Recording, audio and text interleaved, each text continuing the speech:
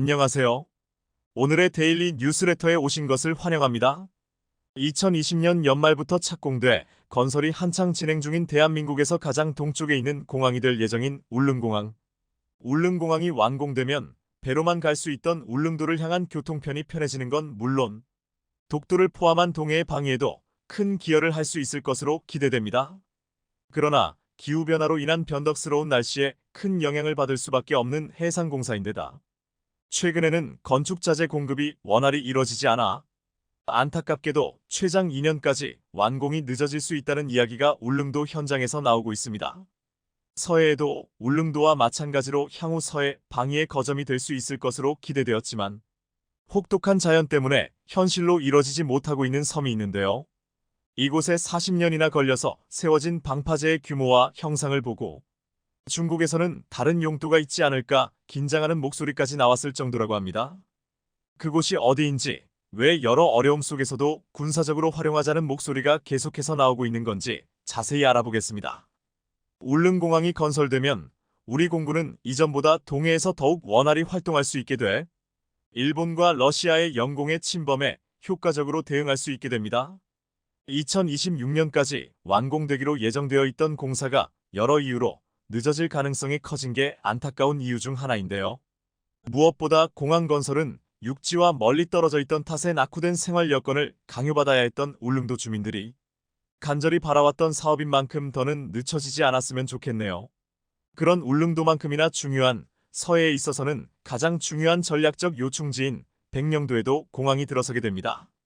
현재는 그 가능성이 점차 낮아지고 있지만 울릉공항의 완공 예정 시기인 2026년에 백령공항이 착공될 예정이며 2029년 완공을 목표로 하고 있습니다. 울릉도에 이어 백령도에도 공항이 들어서는 건 이곳이 지정학적으로 매우 특별한 위치에 있는 섬이어서인데요. 지도를 보면 남한의 다른 섬들에서 벗어나 홀로 북한 쪽으로 파고든 위치에 있음을 알 수 있습니다. 그래서 백령도는 남한 땅임에도 직선 거리상으로 서울보다 평양에 더 가깝고 옹진군이나 장영군 같은 북한 땅이 육안으로 보일 정도인데요. 중국의 산둥반도나 화북 지역과도 서해, 유인도 중 가장 가까워 화북 지역에서 우리나라를 향하는 배들은 항로상 무조건 백령도 앞바다를 지나게 되어 있습니다. 이렇게 남북한과 중국이 모두 엮이는 위치에 있다 보니 항로를 크게 돌아가야 해 인천에 속해 있음에도 인천에서 백령도까지 배로 4시간이나 걸리죠. 서울에서 부산까지도 4시간이 안 걸리는 시대인데 울릉도와 마찬가지로 심리적으로나 실질적인 생활권으로 보나 육지에서 너무 멀기 그지없습니다. 그래서 백령도 주민과 백령도 주둔 부대 장병들을 위해 공항 건설 사업이 추진되고 있는 겁니다. 2016년부터 백령공항 타당성 조사가 시작되었고 2019년 국방부까지 공항 건설에 동의하며 백령공항 건설이 시작되나 싶었지만 환경보호 문제로 공항 건설 예정지 재조사에 착수해야 했는데요. 마침내 2021년에 들어서 백령공항이 예비타당성조사 대상 산업에 선정되어 2027년 개항을 목표로 2023년부터 공사가 시작될 것처럼 보였습니다. 그러나 이마저 또 미뤄지면서 올해 4월에야 서해 5도 종합발전계획의 일환으로 사업이 추진될 수 있게 돼 2026년에야 착공해 2029년 완공할 계획입니다. 이를 앞당겨 원래 당초 목표했던 대로 2027년 개항할 수 있도록 지원해달라고 문경복 옹진군수가 현재 정부에 계속해서 건의 중인데요. 현실적으로 가능할 수 있을지 여부는 미지수지만 백령공항 개항을 가능한 앞당겨야 하는 건 주민들의 생활 편의를 위해서기도 하지만 군사적으로도 이곳이 매우 중요하기 때문입니다. 현재 백령도는 해병대 제육해병여단인 흥룡부대가 경계를 도맡고 있는데요. 공군 역시 주둔하고 있지만 방공포와 레이더만 배치돼 있고 전투기를 비롯한 항공기는 배치되어 있지 않은 상태입니다. 공군으로서의 실질적인 기능을 할 수 없는 상태란 거죠. 그래서 백령공항 개항 시 당초 알려진 용도대로 민간공항으로 주로 활용하되 유사시 공군부대 활주로로도 이용할 수 있게 하는 방안도 거론되고 있습니다. 울릉공항보다 건설 규모와 예산이 작은데도 활주로 길이는 울릉공항과 같은 1200m이 충분히 가능한데요. 사실 예전에는 백령도에도 제대로 된 공군 부대가 있었습니다. 인공적으로 만든 활주로는 없었지만 폭 300m, 길이 4000m에 달하는 모래사장인 사고제변을 천연활주로로 사용할 수 있어서였는데요. 비상 상황 시 어쩔 수 없이 하는 경우를 빼면 세계적으로도 이렇게 천연 해변을 활주로로 상용하다시피 하는 사례는 스코틀랜드의 바라 공항 정도를 빼면 찾기 어렵습니다. 사곳 해변의 모래사장은 평평하고 단단해 전투기는 물론 M-124C-5 같은 대형 수송기도 착륙할 수 있을 정도였는데요. 하지만 97년 12월 사곳 해변이 천연기념물로 제391호로 지정됨에 따라 더 이상 이곳을 활주로로 쓸 수 없게 되었습니다. 천연기념물이 되지 않았다 하더라도 현재는 해변이 갯벌처럼 되어서 비행기는커녕 차가 지나가기만 해도 바퀴가 묻힐 정도로 물렁해져 어차피 활주로로 쓸 수 없는 상태인데요. 백령공항이 완공돼 유사시 공군도 활주로로 활용할 수 있다면 90년대 이전처럼 중국 어선들의 불법 조업을 크게 줄일 수 있을 것으로 기대됩니다. 사곳 해변을 활주로로 쓸 수 없게 된 90년대 말부터 중국 어선들의 불법 조업은 날이 갈수록 증가했는데요. 그 심각성을 보여주는 게 이 한반도 야경 사진입니다. 밤인데도 서해 쪽만 유독 불빛이 밝은 게 눈에 띄실 건데요. 이 불빛은 밤을 틈타 불법 조업을 하는 중국 어선들이 내는 빛입니다. 이런 불법 조업에 대한 단속은 매년 강화되고 있지만 여전히 기승을 부리고 있는데요. 백령도를 비롯한 서해 어민들에 따르면 이전에는 심야 시간대나 기상 악화 시점을 노려 불법 조업을, 이제는 낮에도 버젓이 돌아다닌다고 합니다. 5월에는 백령도에서 낚시 어선을 운영하는 어민이 백령도 바로 앞바다에서 중국 어선과 마주치는 일도 있었다고 합니다. 해당 어민이 중국 어선과 마주친 곳은 백령도에서 서쪽으로 불과 67km밖에 안 떨어진 곳이니 그야말로 우리 앞마당까지 들어와서 불법 조업을 일삼고 있는 거라 해도 과언이 아니죠. 통계적으로도 5월 기준 서해 NLL 인근 해역에 하루 평균 100여 척의 중국 어선이 남한만 아니라 북한 해역까지 넘나들며 불법 조업을 하고 있는 것으로 나타났습니다. 이에 따라 우리 해경은 5월부터 배타적 경제 수역 내에서 선박자동 식별장치를 끄거나 설치하지 않은 배나 서류상 국제 총톤수와 실제 측정값이 크게 차이가 나는 배도 불법 조업 어선으로 간주하고 단속하고 있는 중인데요. 이와 같이 중국 불법 조업 어선들이 활개치자 이를 막기 위한 전진기지로 활용하는 것이 어떻겠냐는 주장이 나오고 있는 섬이 있습니다. 전라남도 신안군의 서남 쪽에 있는 섬 가거도인데요.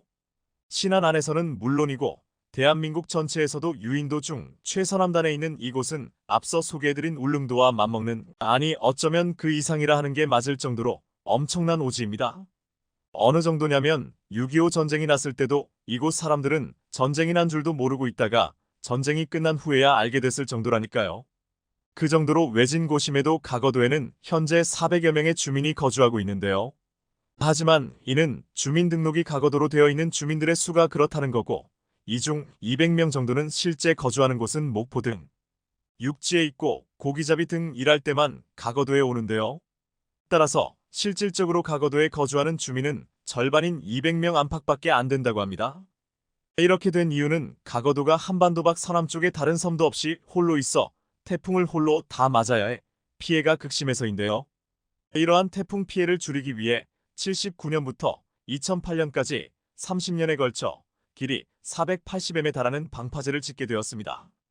그러나 방파제 완공 후 3년 만인 2011년과 이듬해인 2012년 태풍에 연속으로 피해를 입어 480m 중 280m가 박살이 나는 어마어마한 피해를 맛봐야 했습니다. 이에 정부는 100년 주기의 초대형 태풍도 견딜 수 있는 슈퍼 방파제를 만들겠다고 발표하고 2013년부터 2019년까지 방파제 너비를 108m, 높이는 11m로 늘리는 복구 공사를 진행했습니다. 사실상 이 정도면 복구 정도가 아니라 새로 짓는 수준이었는데요. 그래서 우리가 아는 현재의 가거도 방파제가 완성되기까지는 사실상 40년이 걸리게 되었습니다. 그렇게 오랜 세월에 걸쳐 만든 방파제가 당초 생각했던 것보다 거대하다 보니 이곳을 유사시 공군용 활주로로 활용하자는 주장도 나왔습니다. 방파제의 폭과 너비가 활주로로 써도 될 정도로 넓어서인데요. 하지만 군용 활주로로 쓰려면 길이가 최소 1000m는 되어야 하는데 가거도 방파제는 500m도 안 된다는 게 문제입니다. 그래서 일각에서는 이러한 문제점을 해결할 기발할 방안이 제시되고 있습니다. 모자라는 나머지 500m는 땅을 파서 지하와 연결의 활주로를 만들자는 겁니다. 땅을 파서 지하에 활주로를 짓는다니 말이 안 되는 소리처럼 들리실 수 있을 건데요. 하지만 지하에다 활주로를 만든 사례는 찾아보면 의외로 여러 있습니다. 당장 북한만 해도 지하 활주로를 파서 쓰고 있으니까요. 북한은 우리 군의 포격을 받을 경우에 대비해 안전하게 전투기를 출격할 수 있도록 산기슭을 파고 들어가 활주로를 짓는 경우가 많습니다. 지하 경납고에서 지하로 연결된 활주로를 따라 곧바로 이륙할 수 있게 만든 건데요. 북한만의 특이 사례도 아닌 게 이런 경우는 과거에도 찾을 수 있습니다. 과거 유고슬라비아 공군도 현재의 크로아티아와 보스니아 헤르체고비나 사이의 국경지대에 젤랴바 공군기지라는 지하 공군기지를 만든 적이 있습니다. 이쪽은 활주로만 아니라 관제탑까지 모두 지하에다 설치한 특이한 경우인데요. 이 기지 역시 북한군 지하 활주로와 마찬가지로 산 중턱을 파내서 만들었던 것이니 참고할 가치가 충분히 있습니다. 따라서 일부 전문가들은 과거도 방파제 뒤쪽으로 이어진 산을 파내 활주로를 연장하고 그 안쪽을 경납고로 사용한다면 과거도 방파제를 유사시 공군 활주로로 쓸 수 있다고 주장하고 있는데요. 그러나 아쉽게도 이 주장은 방파제가 완공된 지 5년이 지난 지금까지 유의미한 군사정책 차원에서의 논의가 진행되지 않고 있습니다. 40년의 시간을 들여 방파제를 완성했음에도 여전히 매년 태풍이 불 때마다 방파제가 파손돼 거의 매년 복구 공사를 하기에도 바빠서인데요. 비행기야 악천후 경납고에 보관하면 된다 해도 가장 중요한 활주로 자체가 쓸 수 있는 상태로 유지되지 않는다면 활주로를 만든다고 해도 실질적인 사용은 어려울 겁니다. 따라서 과거도 방파제를 유사시 활주로로 쓰자는 방안은 현재 제도권에서는 거의 이야기되지 않고 있는데요. 그럼에도 이러한 주장이 계속해서 나오고 있는 것은 과거도와 같은 영의 외곽의 섬에 활주로가 만들어진다면 항공모함 역할을 할 수 있어서입니다. 2020년대 들어 우리 해군은 항공모함 확보를 위해 경항모 사업을 추진했지만 현재는 예산을 받지 못해 사실상 중단된 상황인데요.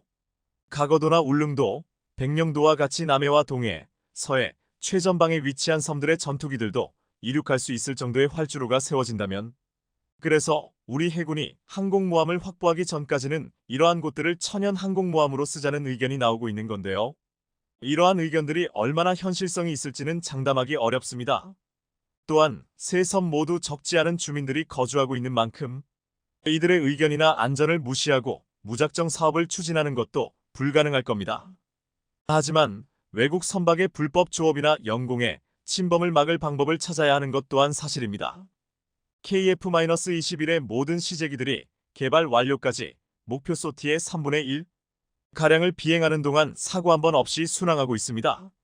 너무나도 순조로운 개발 지척의 전문가들은 한국이 개발에 사실상 성공했다고 보고 있습니다. 지난 2015년 체계 개발에 착수한 이후 단 9년 만에 양산에 착수하는 것으로 전투기 개발사의 한 획을 그을 기록이라 할 수 있습니다. 이번 계약은 KF-21의 20대 생산과 후속 군수 지원을 포함해 총 1조 9.6영억 원 규모로 이루어졌습니다. 2026년부터 양산기를 납품하여 우리 공군의 전력을 한층 강화한다는 계획의 한치의 오차도 없이 이루어지고 있는 것이죠. 그런데 이번 양산 소식에 뒤집어진 나라가 있으니 바로 한국의 실패를 확신하던 인도네시아입니다. 지난 5월 KF-21의 공동개발국으로서 1조 6천억 원의 분담금을 지불하기로 약속했던 인도네시아는 최근 약속했던 분담금의 3분의 1 수준인 6천억 원만 내겠다고 제안해왔습니다. 말만 제안이었지 사실상 통보나 다름없는 일방적인 요청이었고 덕분에 KF-21 전체 개발비의 10%에 달하는 금액이 한순간에 날아가 버리고 말았습니다. 순탄해 보였던 KF-21 개발의 먹구름이 들이우는 순간이기도 했습니다. 당시 인도네시아 현지에서는 드디어 한국에게 크게 한 방 먹여주었다고 기뻐하고 있었다는 어처구니 없는 보도도 있었죠.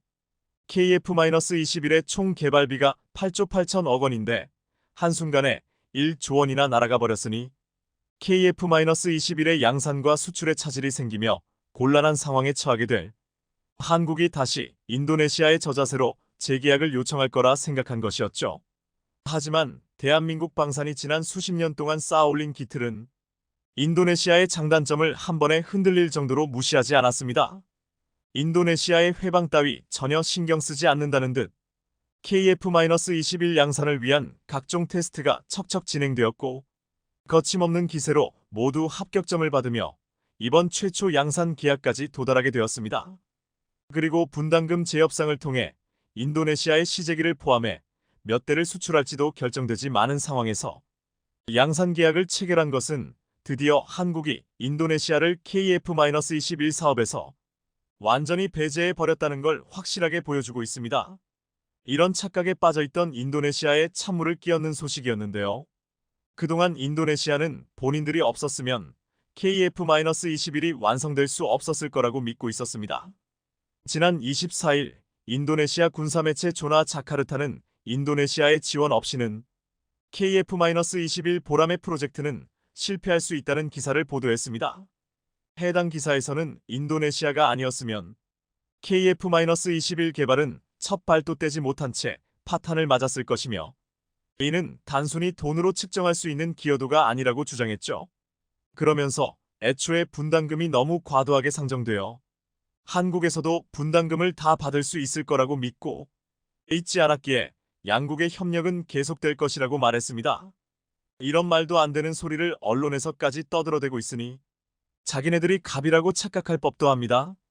사실 KF-21 개발 사업이 시작할 당시 인도네시아의 참여가 도움이 되었던 것은 사실입니다.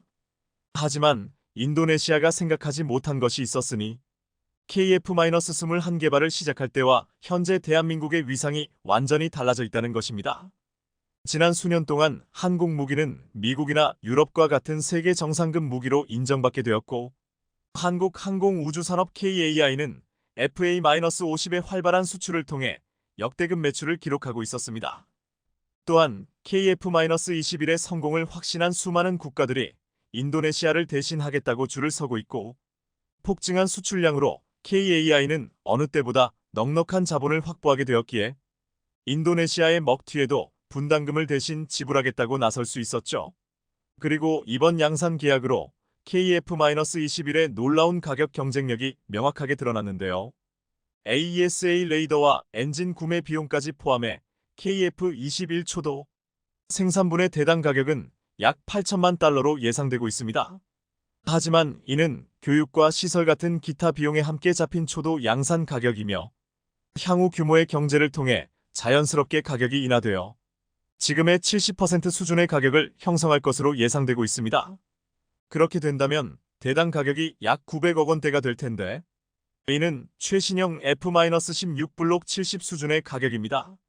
F-35는 물론이고 대당 가격이 1,400억 원에 달하는 라팔이나 1,300억 원이 넘는 유로파이터보다 훨씬 저렴한 수준입니다. 여기에 KF-21에는 5세대 전투기에 탑재되는 수준의 레이더와 전자전 시스템을 갖추고 있으며 향후 업그레이드를 통해 스텔스 5세대 전투기로 발전할 수 있는 잠재력까지 가지고 있다는 걸 고려한다면 믿을 수 없는 수준의 가격 경쟁력을 가지게 될 수 있습니다. 5세대 전투기를 원하는 국가들이 한국을 찔러보지 않을 수 없는 매혹적인 가격이죠. 그런데 인도네시아도 똑같이 느낀 것인데 이제 와서 태도를 바꾸려는 뻔뻔한 모습이 포착되고 있습니다. 여기엔 최근 인도네시아의 전투기 구매 계약이 취소된 것이 영향을 미친 것 같은데요. KF-21 분담금 미납을 주도했던 전직 국방부 장관 이자 차기 인도네시아 대통령 프라보이 수비안토는 지난해 KF-21을 대신할 수 있는 전투기 이라며 카타르가 운용하던 프랑스 전투기 미라지-2012대 구매 계약을 추진했었습니다. 하지만 대선 토론 과정에서 미라지 전투기 도입에 비리가 있었던 게 아니냐는 의혹이 제기되며 결국 계약이 무산되고 말았는데요.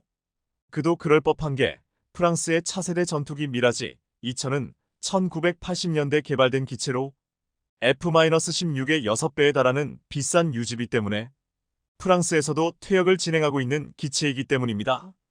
게다가 신품도 아니고 카타르에서 30년 동안 굴려왔던 중고 전투기를 하나로 1조 원이나 되는 거금을 주고 도입하겠다는 말에 방산 비리 의혹이 나오지 않을 수 없었죠. 더군다나 계약 사이에 프랑스 기업의 로비가 끼어 있었다는 사실까지 밝혀지며 계약은 완전히 백지화되고 말았습니다. 이렇게 미라지 전투기 도입이 무산되자 KF-21을 신랄하게 비난하던 인도네시아인들도 차가운 현실을 깨닫게 되었습니다. 미라지 같은 중고 사기 물품을 제외하면 인도네시아에 제대로 된 전투기를 저렴하게 팔아줄 나라는 없고 한국이 인도네시아에 엄청나게 관대한 제안을 했었다는 것을 말이죠. KF-21과 한국을 비난하는 데에 앞장섰던 인도네시아 군사 매체 조나 자카르타는 얼마 전 돌연 다음과 같은 기사를 보도했습니다. KF-21의 효율성과 그 위력이 시험을 통과하며 해외로 알려지고 있다. 해당 기사는 인도네시아만 알고 있는 줄 알았던 KF-21 보라매가 각종 성능 테스트를 성공적으로 여러 해외 국가들의 주목을 한몸에 받고 있다고 인도네시아에 경고하고 있었습니다. KF-21은 지난 3월 공중 공유 비행 시험에 성공한 데 이어 5월 중거리 공대공 미사일 미디어와 단거리 공대공 미사일 IRIS-T 실사격 테스트까지 성공했는데요. 그리고 지난 5월에는 F-35의 최고 속도인 1.8을 돌파하며 차세대 전투기가 등장했음을 전 세계에 알렸습니다. 인도네시아가 분담금 문제로 KF-21 도입을 질질 끄는 동안 해외 국가들이 KF-21의 뛰어난 성능을 깨닫게 되며 인도네시아의 자리를 빼앗으려 하고 있는 상황입니다. 그래서 이제 KF-21을 비난하지 못해 안달이던 인도네시아 매체들이 갑자기 태도를 180도 바꾸어 KF-21에 대한 찬사를 늘어놓고 있다는 소식이 들려옵니다. 지난 5월 인도네시아 매체를 통해 미국이 F-35의 생산량을 줄이는 가운데 KF-21의 미 공군을 위한 새로운 선택지가 될 수 있다는 제목의 기사가 보도되었습니다. 두 눈을 의심하게 되는 제목이었죠. 최근 F-35의 제조사인 로키드 마틴에서 높은 유지비와 결함으로 인해 F-35의 생산량 감축을 고민하고 있다는 소식이 전해졌습니다. 그렇게 된다면 미국의 전투기 납품량이 목표치의 27%에서 50%밖에 채우지 못할 것으로 예상되고 있죠. 기사는 이로 인해 미국의 전투기 공급 부족이 촉발된다면 미 공군이 전투력을 유지하기 위해 전투기를 수입하는 선택지를 열 수도 있다고 주장했습니다. 그리고 미 공군에 있어 가장 현실적인 선택지는 KF-21보라 매가 될 것이라고 말했는데요. 그 이유는 다음과 같습니다. KF-21 보라매는 다른 세계적인 수준의 전투기와 경쟁할 수 있는 사양을 가지고 있습니다. 한국의 한화에어로스페이스에서 라이센스 생산한 엔진을 장착한 이 전투기는 최대 마하 1.81의 속도로 비행할 수 있으며 항속거리는 2900km에 달합니다.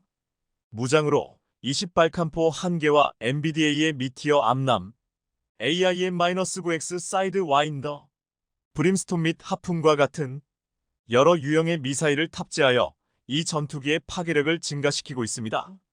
또한 중요한 것은 KF-21의 한화 시스템에서 공급하는 레이더를 포함한 첨단 항공전자 시스템을 갖추고 있다는 것입니다. 한화 시스템이 AESA 레이더를 개발 및 공급하며 이러한 분야에 있어 한국은 미국과 동등한 위치에 올라서게 되었습니다. KF-21의 절대 스텔스 전투기가 될 수 없다고 비방하던 인도네시아가 이제는 F-35도 대체할 수 있는 전투기라고 칭찬하는 황당한 상황입니다. 뒤늦게 한국의 마음을 되돌리려 애쓰고 있지만 더 큰 물로 나아가고 있는 한국에서 인도네시아는 이제 족쇄에 지나지 않습니다.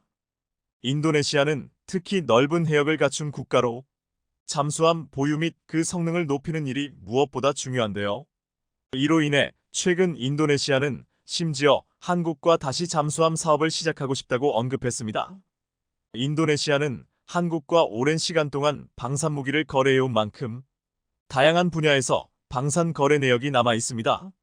이는 잠수함 분야도 마찬가지입니다. 2019년 1400톤급 잠수함 세척 수주 이후 여전히 진전이 없는 상태입니다. 아직까지도 신용장에 서명하지 않으며 답보 상태인 잠수함 건조 사업에 대해 대한민국은 그간 참아주고 있었습니다.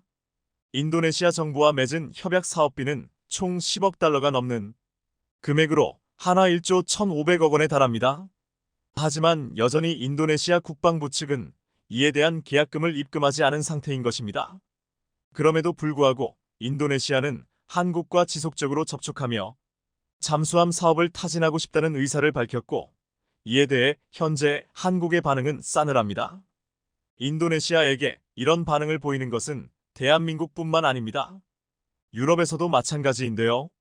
유럽 강대국들은 이번 우크라이나 전쟁을 계기로 대한민국의 방산 무기들의 품질이 좋다는 것을 충분히 인지한 상태이며, 이로 인해 한국산 무기에 대한 수요가 크게 늘자 이를 견제하기 위해 유럽 제품을 구매하자는 운동을 하고 있습니다.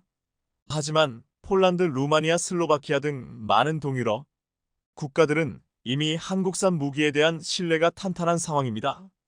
심지어 독일의 경우 한화 22조 원을 투입하여 포탄 230만 개를 주문할 계획까지 세우고 있다는 소식이 들려왔습니다. 현재 유럽에서 가장 부족한 것은 탄약입니다. 유럽 각국은 탄약 창고 보강 작업에 들어갈 예정이기 때문에 독일의 이러한 행보는 당연하다고 할 수 있습니다. 한국에서 생산되는 포탄의 평균적인 가격을 환산해 봤을 때 대당 50만 원으로 엄청난 가성비를 보이고 있습니다. 방산업계에서는 독일에서 약 1천만 원 가량의 비용이 소모된다는 계산이 나왔는데, 독일산 포탄 한 발의 가격이 한국의 10배를 훨씬 웃돈다는 것입니다. 독일과 프랑스 국민들은 혈세를 걷어 한국산 무기를 구매한다면 더 저렴하고 더 효용성 높은 포탄을 공급할 수 있다는 여론이 지배적인데요. 다만 정치적 상황이 얽히며 현재는 이 부분이 원활 않았습니다. 유럽 군사 전문가들은 독일이 2차 세계대전 이후 군사 생산 시설이 모두 폐쇄되었거나 규모를 축소한 상황에서 현재는 포탄 공장을 200만 발 이상을 생산하기 위해서는 라인을 새롭게 가동해야 하는 상황이라고 언급했습니다. 결국 공장 건설을 비롯해서 모든 비용을 포함한다면 한 발당 950만 원이라는 가격을 산정할 수 있습니다.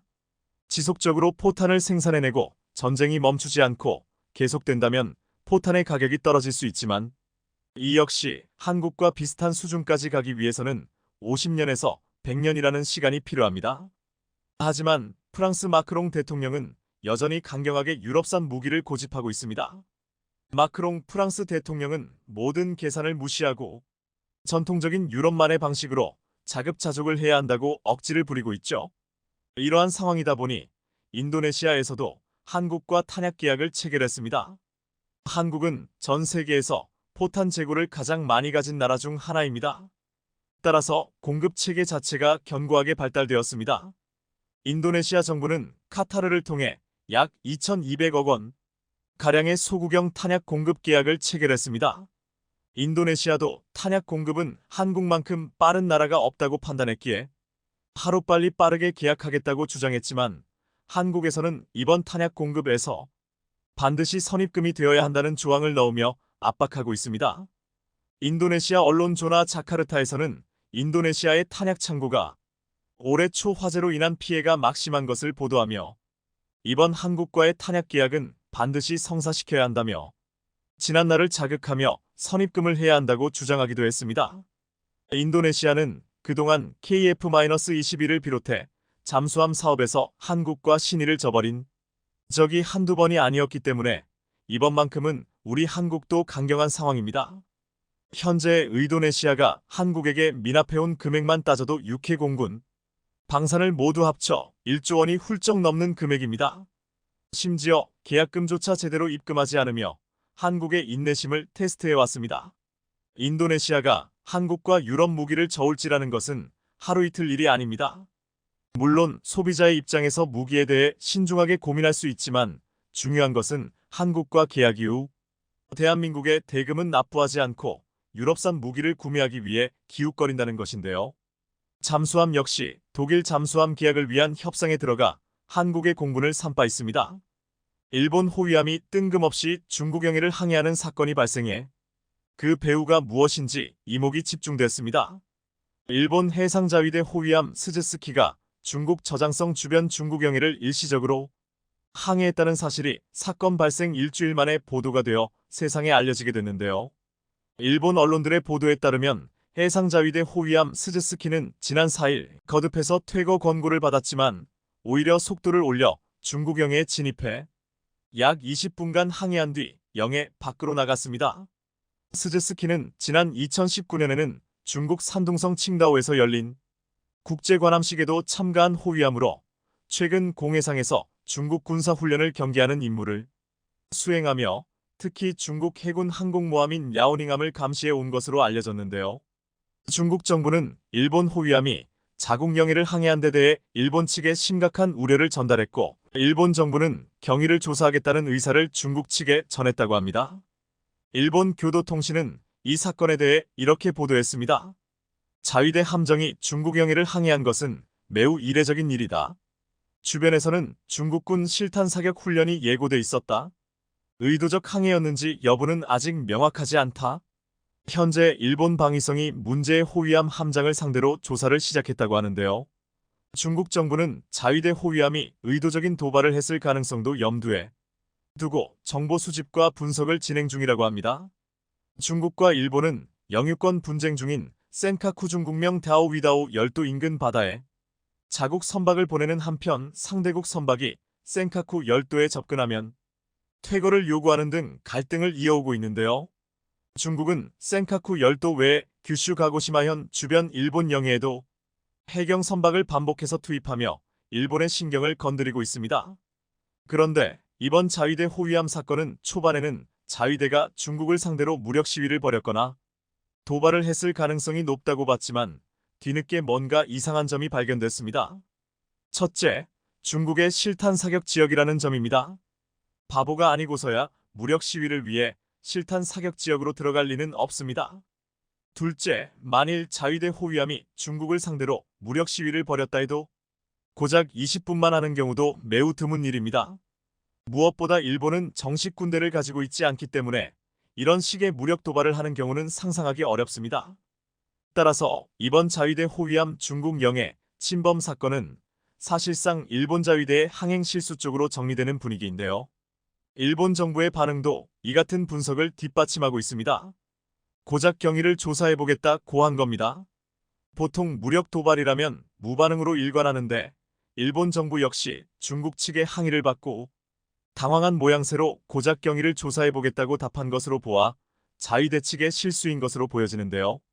아무리 그래도 그렇지 항행 도중 남의 나라 영해를 실수로 들어가다니, 그것도 중국의 사격훈련 지역으로 제 발로 들어갔다는 게 사실이라면 자위대의 항행 능력은 정말 놀라울 따름입니다. 하지만 일본 자위대의 수준을 알면 이해가 가는 일입니다.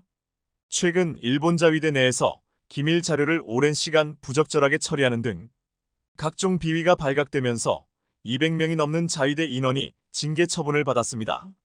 일본 NHK 방송에 따르면 일본 방위성은 비리 부정 문제로 218명을 징계했는데, 대상자들은 무자격자에게 기밀 자료를 처리한 행위, 수당 부정 수령, 기지 내 식당 부당 이용, 위계를 이용한 괴롭힘 등의 부정을 저지른 대원들이었습니다. 처벌 대상자에는 방위성 사무차관과 육상해상항공자위대와 통합망료 간부 등 자위대 수장급 간부들도 있어 충격을 주었습니다. 이 사건은 한국 언론들은 물론 미국의 워싱턴 포스트도 이렇게 대서특필했습니다. 당혹스러운 사건이었다. 일본이 미국, 호주, 영국 그리고 이외의 서방 파트너들과 협력을 늘려가며 정보와 관련된 분야에서 더 큰 역할을 하기를 바라는 시기에 발생했고, 신뢰할 수 있는 방위 파트너라는 일본의 평판을 떨어뜨릴 수 있다고 비판했습니다. 한마디로 나라 망신이었습니다. 미 워싱턴 포스트와 일본 NHK는 이번 사건 연루자 218명 중 고위 공무원 11명은 해고됐고 2명은 강등됐으며 수십 명이 정직됐고 14명의 급여는 삭감됐다고 보도하면서 200명 이상이 일제히 처분을 받는 것은 매우 이례적인 사태라고 전했습니다. 이처럼 일본이 매우 이례적으로 대거 징계를 내린 이유는 그만큼 자위대 내 부정과 비리가 잊을만하면 터져 보도하기도 민망한 수준이 되어버렸기 때문입니다. 앞서 NHK는 집권 자민당과 방위성이 지난 10일 해상자위대 내에서 수년간 잠수훈련 수당 부정 수급이 일어난 사실을 확인했다고 보도했는데요. 나토 정상회의에 참석하기 위해 미국 워싱턴을 방문한 기시다 후미오 총리도 사과를 했지만 자위대를 향한 비판은 이뤄지고 있습니다. 반면 일본과 달리 한국 해군의 위상은 점점 높아지고 있습니다. 올해 다국적 해양훈련 환태평양훈련 림팩 기간에 또 다른 화두는 한국산 무기였습니다. 특히 한국형 유도 무기 비공을 비롯해 한국의 함정무기 체계들이 그 어느 해보다 각국 군 고위 관계자들의 주목을 받았는데요. 리사 프란체티 미국 해군 참모총장은 지난 11일 헬기를 통해 하와이 인근 해역에서 훈련 중인 한국 상륙함 천자봉함에 방문했고, 천자봉함에 실린 국산 대함 유도무기인 비궁과 이를 탑재할 미측 무인 수상정에 대한 실물을 점검하는 등 상당한 관심을 표명했습니다. 특히 오는 12일로 예정된 비궁의 해외 비교시험 FCT 최종 실사에 대한 상황 보고도 받았다고 하는데요. 미 해군의 무기 획득을 총괄하는 해참 총장이 직접 지켜보다는 건 그만큼 비궁에 대한 미국 측의 관심사가 크다는 방증입니다. 한국 해군은 미 해참 총장이 천자봉함을 직접 방문해 관련 사항을 점검하고 현장 지도를 하면서 우리 해군 장병들을 격려한 것은 한미 해군의 연합방위 태세 증진과 상호 운용성 강화 측면에서 의미가 있다고 설명했습니다. 앞서 비궁 제조사인 LIGNX1은 국방과학연구소와 함께 국내와 미 현지에서 비궁의 해외 비교시험 FCT 실사를 4차례 진행했습니다. 이번에 이뤄지는 실사를 끝으로 해외 비교시험을 통과하게 되면 이 무기는 미 당국이 믿고 언제든지 구매해도 된다는 의미가 있습니다. 그러니까 이번 비궁의 최종 실사는 비궁의 미국 시장 진출을 위한 최종 관문격인 셈입니다. 그래서 미 해참 총장의 천자봉함 방문은 사실상 구매를 위한 수순이라는 관측도 나옵니다. 국방과학연구소와 LIGNX1이 공동 개발한 비궁은 70지대함 미사일로 개발됐으나 미국이 무인 수상정 탑재를 요구해 해양 플랫폼까지 영역을 확대한 무기인데요. 비궁의 직경은 맥주컵보다 크고 머그컵보다 작습니다. 한마디로 좁은 공간에 탐색기와 탄두, 유도 조종 장치 등 각종 첨단 기술을 활용한 장비를 응축해 넣은 형태입니다. 일반 유도 무기는 SAL 세미 액티브 LASOR 방식이라 레이저가 표적을 지속 맞추고 있어야 합니다. 하지만 비궁은 동체 고정형 비냉각형 LLRIMAGING 인프러-레드 탐색기를 적용해 주야간에 적을 포착해 발사하면 바로 표적으로 날아갑니다. 이것은 비궁급의 어떤 미국산 무기에도 탑재되지 않은 기능으로 미국 측이 중요하게 보는 요소입니다. 이에 더해 발사 후 망각 파이어 언드 퍼겟 방식을 적용해 다수 표적에 동시 대응할 수 있습니다. 그럼에도 비궁의 단가는 수천만 원 정도로 가성비템 셈입니다.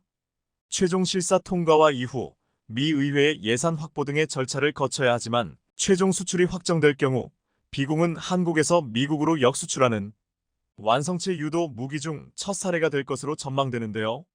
비궁의 미국 시장 진출을 위해 한국은 국방과학연구소와 국방부, 방위사업청은 물론 우리 해군까지 총력 지원에 나섰습니다. 특히 림팩 기간 최종 해외 비교시험 실사가 결정되자 해군은 천자봉함에 비궁을 직접 싣고 출항하는 등 물심양면으로 지원했습니다. 뿐만 아니라 우리 해군은 이번 림팩 기간 캐나다의 차기 3000T급 잠수함 수주를 위한 물밑 캠페인도 벌였습니다. 지난 2일 캐나다 왕립 해군 사령관 앵거스 탑시 중장이 한국의 함상 리셉션을 찾았을 때 해군의 1800T급 잠수함인 이범석함에서는 별도의 구두 프리젠테이션까지 진행했다는 후문입니다. 캐나다가 20년이 넘어 노후화한 잠수함을 새 잠수함으로 교체하려는 지금 한국은 이를 수주하기 위해 민관군이 모두 합심해 최선을 다하고 있다는 것을 알 수 있습니다. 그런데 이때 미군 사령관의 입에서 한국이 핵잠수함을 운영할 수 있다는 발언이 나와 또 한 번 전 세계가 이를 주목했습니다. 파파로 인도태평양 사령관은 지난 11일 미 하와이 히캄 공군기지에서 한국 국방부 기자단과 만나 올해 취임 이후 처음으로 국내 언론과의 인터뷰를 진행했는데요. 특히 한국의 전략 핵 잠수함 도입에 대한 질문이 나오자 거침없이 이렇게 말한 겁니다. 필요하다면 추진할 수 있다. 잠수함 작전을 분석한 결과 한국의 핵잠 도입이 가장 효율적인 방안이라는 것을 믿게 된다면 앞으로 추진해 볼 수 있다. 이 발언은 중국과 북한을 포함해 인도-태평양 작전에 전권을 가진 인도태평양 사령관이 처음으로 한국의 핵잠 도입 가능성을 언급한 것이라 즉각 비중 있게 보도됐습니다. 한편 미군은 현재 무인 수상정에 비궁을 탑재해 해안 경계 태세를 강화하는 방안을 구상 중에 있다고 알려져 있는데요. 기자들이 비궁에 대해 질문하자 파파로 사령관은 이렇게 말했습니다. 비궁은 천자봉함에 승함하고 나서 제일 먼저 눈에 띄었다. 우리는 당연히 도입 가능성을 열어두고 있다. 라이센스 계약으로 도입을 하던 수출을 하던 그 무기가 우리에게 효과적이고 동맹에 이익을 준다면 추진해야 한다. 그렇기 때문에 림팩 기간 비공 실사를 진행하고 침몰 훈련을 실시해 퇴역 함정을 타격하는 연습을 하는 것이다. 비공이 미국 진출이 임박했음을 시사하는 발언이었습니다. 그러면서 파파로 사령관은 림팩과 한국 해군에 대해 이렇게 치켜세웠습니다. 2022년 림팩 때 한국은 연합기동부대를 지휘했는데 올해는 연합해군 구성군부사령관 역할을 수행하고 있다. 내후년에는 연합해군 구성군사령관을 맡을 수도 있다. 해마다 한국은 점점 더 강한 리더십을 발휘하고 있다. 한국은 이미 인도태평양 지역에서 매우 중요한 역할을 하고 있다. 인도태평양 지역에서 나날이 그 중요성이 커지고 있는 한국 해군의 위상을 확인하는 순간이었습니다.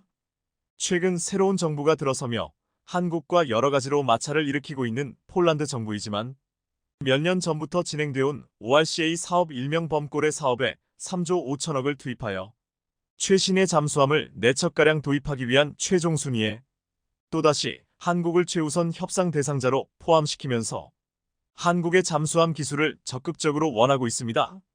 10개 국가의 11개 업체가 경쟁하는 가운데 한국의 하나오션과 HD현대중공업 두 기업이 모두 최종 협상 대상 3곳의 유력한 후보에 놓인 상황입니다. 사실상 한국의 잠수함이 확정적인 상황에 하나오션의 잠수함이냐 HD현대중공업의 잠수함이냐의 문제인 상황에서 폴란드가 내건 핵심 조건 중 첫 번째, 200m 이상의 자망 심도와 30일 이상의 작전 지속 능력. 두 번째, 자체 무장을 통한 육상, 해상, 수중, 3지역 목표물 타격 능력. 세 번째, 전략무기 탑재를 통한 특수전 지원 능력 등 재래식 디젤 잠수함으로는 만족시키기가 상당히 까다로운 3가지 조건인데 여기에 하나오션이 제안한 장보고 3급 배치 잠수함이 해당 조건을 모두 만족시키는 최적의 모델일 수밖에 없는 이유가 있는데요. 스페인, 이탈리아, 프랑스, 독일 등 경쟁 국가들이 제안한 폴란드형 잠수함은 폴란드의 까다로운 요구사항을 맞추어 잠수함의 길이와 배수량, 작전 능력을 조절해 설계도를 새롭게 기획해 제출한 반면 하나오션의 장보고급 잠수함은 폴란드의 요구사항을 전부 충족시킬 뿐만 아니라 이미 얼마 전 한국에서 SLBM 발사까지 성공하며 실전 배치를 마쳤기 때문에 폴란드 임장에선 이미 검증된 완벽한 잠수함으로 보고 있습니다. 그리고 폴란드 언론들은 폴란드 국방부가 발표한 잠수함 요구 조건을 보고 이건 완전히 한국의 장보고급 잠수함을 사겠다라고 공고를 내린 것과 다를 바 없다는 그런 평가들 내린 적이 있습니다. 하나오션과 동등한 수준의 기술력을 자랑하는 HD현대중공업의 경우도 11개 업체 중 유일하게 3000동급 KSS 잠수함과 2000톤급 자체 설계 잠수함 2가지 플랫폼을 동시에 제안해 경쟁력을 높였습니다. 체급과 특수작전 방식이 다른 2가지 잠수함을 통해 작전의 다양성과 성공률을 높이는 전략을 사용한 것인데요. 이런 2가지 플랫폼 역시 폴란드에서 주의 깊게 보면서 하나오션과 HD현대중공업의 사실상 양강구도로 변해버린 상황입니다. 안타까운 점은 타국 잠수함 업체들은 1국가에서 1기업이 지원하며 원팀 전략으로 나오고 있지만 한국의 하나오션과 HD현대중공업은 최근 국내외에서 다양한 사업의 수주 경쟁을 벌이고 있어 원팀 전략이 아니라 사실상 경쟁을 하고 있다는 것인데요. 따라서 수주 확대를 높이기 위해 마진율을 줄이고 상대국에게 제공되는 혜택을 늘리는 등 제살 깎아먹기식 경쟁을 하고 있는 상황입니다. 이런 경쟁 덕분에 폴란드 잠수함 수주 최종 단계까지 갈 수 있었지만 하나와 현대가 원팀으로 진행했다면 더욱 많은 이익을 볼 수도 있었다는 생각에 아쉬움이 남는 상황입니다.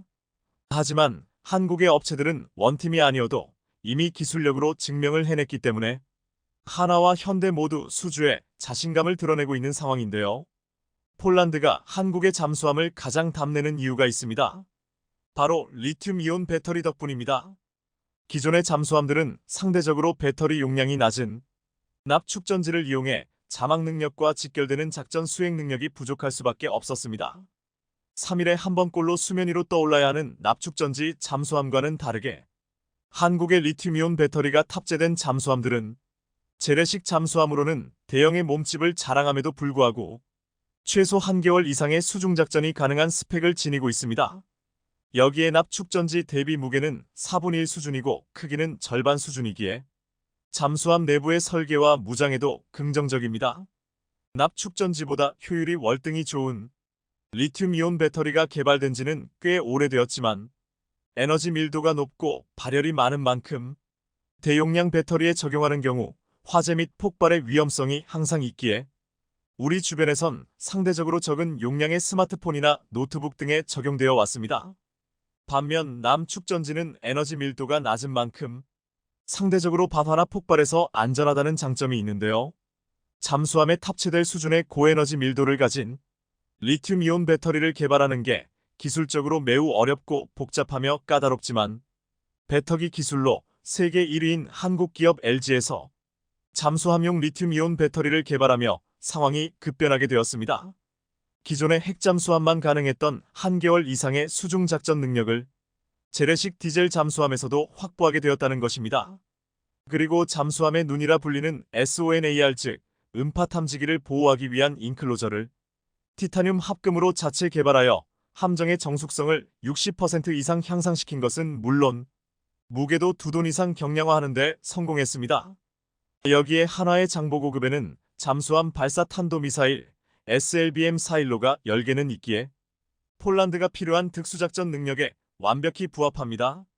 기존의 핵잠수함만이 가질 수 있었던 장기간의 수중작전 능력을 배터리 기술로 극복했고 유사시 특수작전을 수행할 수 있는 SLBM 발사 능력과 바다의 경운기라고 불리는 핵잠수함의 소음 대비 압도적으로 정숙해 탐지에 안 걸리는 능력 등 장점만을 조합해 만들어낸 재래식 잠수함의 최종 진화형으로 불리는 것이 한국의 장보고 3배치 2 잠수함입니다.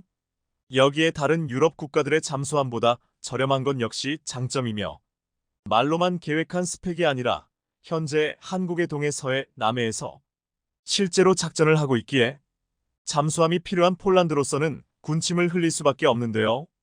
그런데 문제는 역시 돈입니다. 한국은 돈만 주면 수출에 아무 문제가 없다는 입장이지만 이미 지난 몇 년 동안 사상 최대의 국방 예산을 쓰면서 한국에게 40조 원의 줄 돈이 있는 폴란드가 추가로 3조 5천억을 줄 여력이 남아있는지가 문제인 것인데요. 폴란드 내부에선 이미 한국과 초대형 프로젝트 계약을 맺었기에 추가로 대출을 더 받아내야 한다는 여론이 나오고 있지만 한국에서 더 이상 대출을 제공할 수 없다고 밝히자 무기 교환 방식을 제공하고 있습니다. 우크라이나 현장에서 투입되어 사용 중인 무인기 드론이 그 대상인데요. 이미 1만 기 이상 실전 투입해 검증을 마쳤다는 것으로 폴란드는 자신이 개발한 드론을 한국에 적극적으로 판매하려는 상황입니다.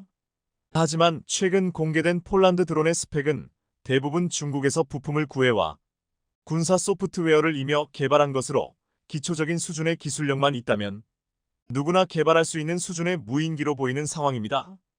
폴란드는 한국산 무기를 탐내고 있지만 더 이상의 대출은 어렵고 절충교역마저 어려워진 마당에 남은 것은 유럽연합 이후로부터 대출을 받는 수밖에 없는 상황입니다. 또는 폴란드가 한국과의 거래에서 우위를 차지하기 위해 한국의 잠수함이 아닌 프랑스나 독일의 잠수함으로 계약을 할 것처럼 분위기를 조장한 다음 한국과 좋은 조건으로 계약하려 시도할 수도 있다는 전망이 제기되고 있습니다. 한국 입장에선 폴란드와 절충교역을 하거나 한국의 자본을 폴란드에게 빌려주면서 거래를 하는 것보다 중간에서 유럽연합 이보증 당사자로서 한국에게 지급 보증을 해준다면 한국의 수출 대금을 수금하기가 훨씬 수월해지는 장점이 있습니다. 물론 한국의 방산을 배척하려는 유럽연합 이유이지만 금융거래는 또 다른 분야이기 때문인데요. 유럽은 이미 한국과처럼 사실상의 연방국인 상황이고 유럽연합 이후에서 폴란드와 같이 낙후된 동유럽 국가에 지급하는 국가보조금 역시 상당하기 때문입니다.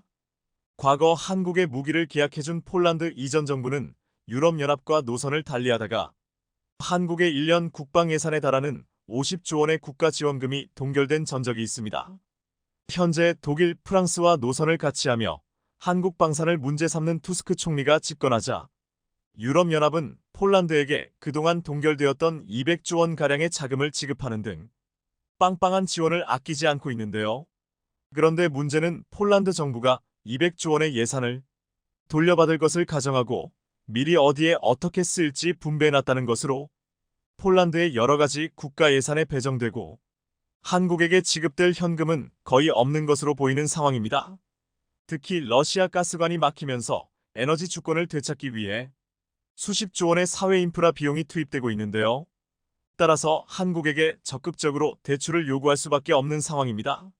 하지만 유럽연합이 마이너스 나서서 한국과의 방산대금 거래 지급 보증을 한다면 폴란드에게 방산무기를 그냥 헌납하게 될 일은 상당히 줄어들 것으로 보이지만 일각에선 유럽연합 역시 믿을 수 없다며 현금으로 주기 전에 무기를 줘선 안 된다는 입장을 고수하고 있습니다.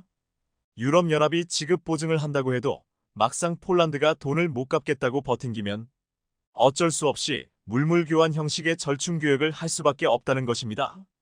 과거 우리나라가 소련에 자본을 빌려주고 받지 못하게 되어 불공사업 명목으로 물건으로 대신 받은 전력이 있는 만큼 이번에도 제돈을 받지 못할 확률이 남아 있습니다. 사실상 폴란드 잠수함 사업을 확정지은 상황에 우리가 걱정해야 할 것은 수출 대금을 하나도 빠지지 않고 어떻게 받아내느냐인 상황이 되었습니다. 폴란드가 다방면으로 한국에게 돈을 먼저 주기보다 방산무기부터 받아내려고 기를 쓰는 상황인데요.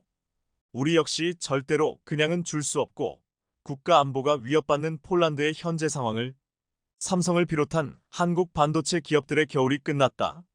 삼성전자 반도체가 1년 만에 적자 탈출을 눈앞에 두고 있다.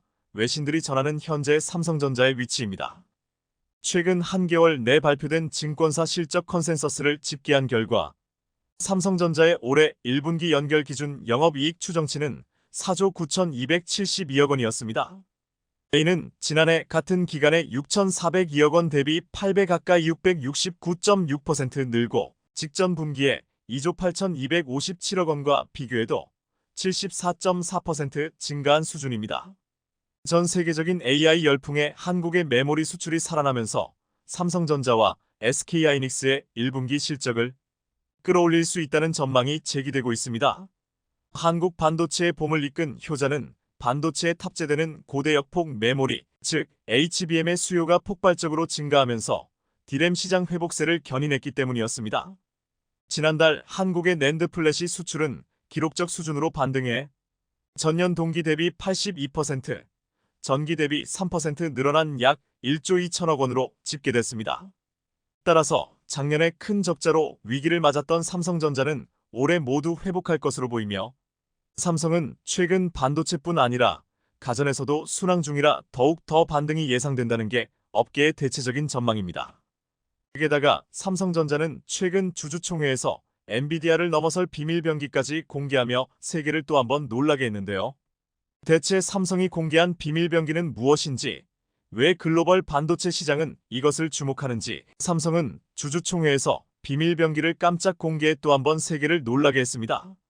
현재 전 세계에서 마이크로소프트 MS, 구글, 아마존, 메타, 오픈 AI, 테슬라 등 먹이사슬 최정점에 있는 기업들조차 꼼짝 못하는 기업이 있으니 그건 바로 엔비디아입니다.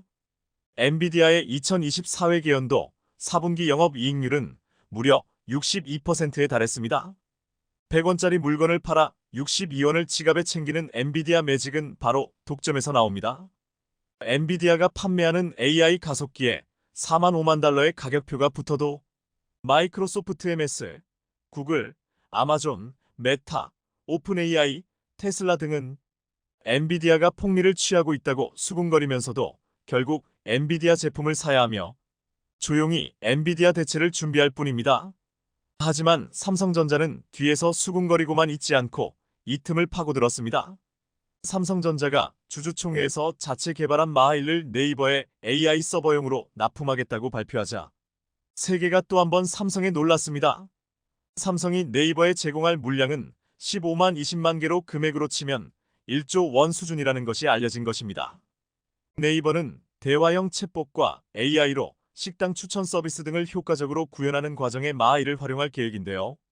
AI 개발 과정은 대규모 데이터를 습득해 모델을 구축하는 학습과 모델을 서비스에 적용하는 추론으로 나뉩니다. 대다수 빅테크는 GPU에 고대역 폭메모리 HBM을 붙인 엔비디아의 AI 가속기를 학습, 추론 구분 없이 활용하고 있습니다. 엔비디아 외에는 대안이 없기 때문입니다. 지난해 엔비디아 서버 매출의 40%, 약 25조 원이 이 추론 분야에서 나왔으니 지금 전 세계에서 얼마나 갑인지를 알 수 있습니다. 그런데 최근 추론 영역에는 GPU 기반이 아니라 맞춤형 AI 가속기가 더 어울린다는 목소리가 커지고 있습니다.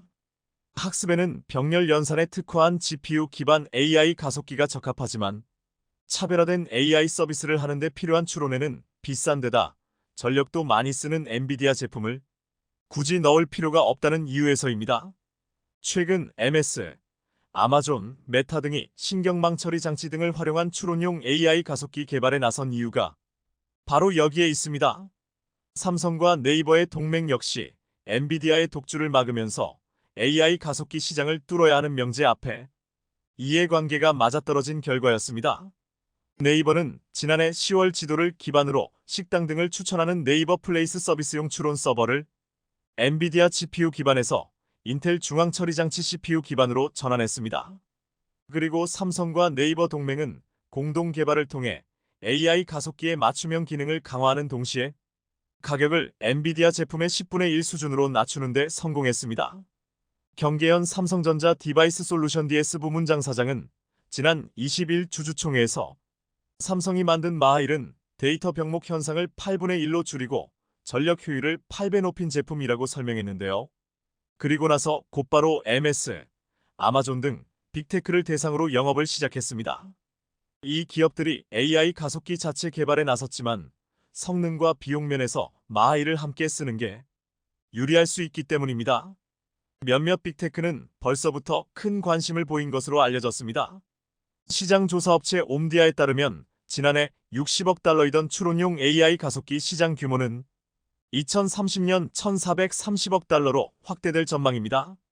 따라서 AI 가속기 칩 개발 역량을 꾸준히 확보할 방침입니다. 그럼 삼성은 AI 추론 칩 마하1을 어떻게 만드는 것일까요? 첫째, 삼성전자는 마하1에서 데이터를 경량화하겠다는 콘셉트를 잡았습니다. 똑같은 데이터라도 기존보다 군사를 빼거나 형태를 가볍게 한다는 이야기입니다. AI의 시대라는 것은 한마디로 이야기하면 데이터 전쟁을 뜻합니다. AI는 수많은 데이터를 입력해 훈련을 한 다음 그 결과를 토대로 마치 사람처럼 추론하는 과정으로 진행되기 때문이죠. 그런데 AI 시스템은 귀납적인 사고를 하기 때문에 학습한 데이터가 많을수록 정확해지고 그래서 정보가 쌓일수록 추론의 과정 역시 복잡해집니다. 거대 언어 모델의 LLM AI용 데이터 센터가 수많은 GPU나 CPU, AI용 연산 장치를 설치해 놓는 이유이기도 합니다. 그런데 문제는 데이터 병목 현상과 전력 문제입니다. 데이터 병목 현상을 해소하기 위해 개발한 게 바로 고대역폭 메모리 HBM이었습니다. 엔비디아의 HBM인 H백은 부르는 게 값이라 최소 가격이 3,300만 원입니다. 악소리가 나올 정도로 비쌉니다. H백 속에 들어가는 HBM의 가격은 범용 디램 가격의 67배입니다.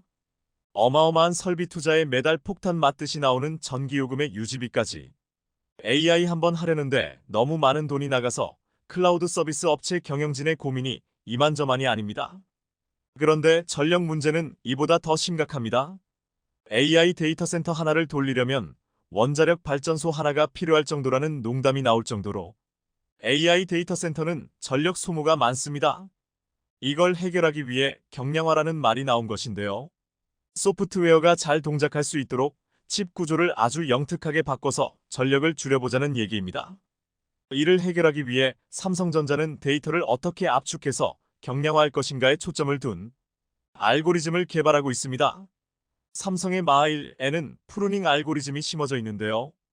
프룬을 영어 사전에서 찾아보면 가지치기라는 뜻을 가지고 있습니다. 나뭇가지에서 불필요한 부분을 다듬는다는 뜻이죠. 마하1에서는 데이터를 가지치기 한다는 뜻입니다. 즉 메모리 안에서 극심한 교통체증을 해결하기 위해 가지치기를 해서 굳이 이 연산에 필요하지 않겠다 싶은 것들은 빼고 전달을 한다는 것입니다. 그럼 뭘 솎아낸다는 걸까요? AI 메모리 안에는 어떤 입력값을 원하는 출력값으로 만들기 위해서 가공을 하는 매개 변수, 이른바 파라미터 퍼레머터라는 게 저장되어 있습니다. 그런데 AI의 발전으로 파라미터의 수는 날이 갈수록 늘고 있습니다. 메모리에서 GPU로 이동하는 터널이 맨날 이 파라미터 때문에 막히고 열이 난다고 해도 과언이 아닙니다. 그래서 메모리 안에서는 극심한 교통체증을 해결하기 위해 가지치기를 해야만 합니다. 이 파라미터는 꾸러미 형태로 저장되어 있는 게 특징입니다. 파라미터 꾸러미 전체를 GPU로 냅다 던지는 게 아니고 꾸러미 속에서 굳이 이 연산에 필요하지 않겠다 싶은 것들은 빼고 전달을 한다는 거죠. 삼성전자와 마하이를 함께 개발 중인 네이버 반도체 개발팀은 프루닝의 문제를 해결하기 위해 한 발 더 나갔습니다. 이른바 암호화 알고리즘 엔크립션으로 정보를 변환하는 아이디어를 얻었고 아주 효율적인 AI 연산이 가능하게 만든 것입니다. 삼성전자는 SSD 고속이동 통신에서 정보 오류를 잡을 때 활용하는 에러 수정 코드 ECC의 암복호화 원리를 응용해 AI 칩 알고리즘을 짜고 있는 것으로 알려져 있는데요. 삼성과 네이버 동맹이 엔비디아의 독주를 막기 위해 내놓은 비밀병기 마하1. 이것이 얼마나 많은 빅테크 기업에 팔리는가. 스마트폰과 가전에 이어 전 세계가 지금 삼성을 주목하고 있는 또 하나의 이유입니다. 시청해주셔서 감사합니다.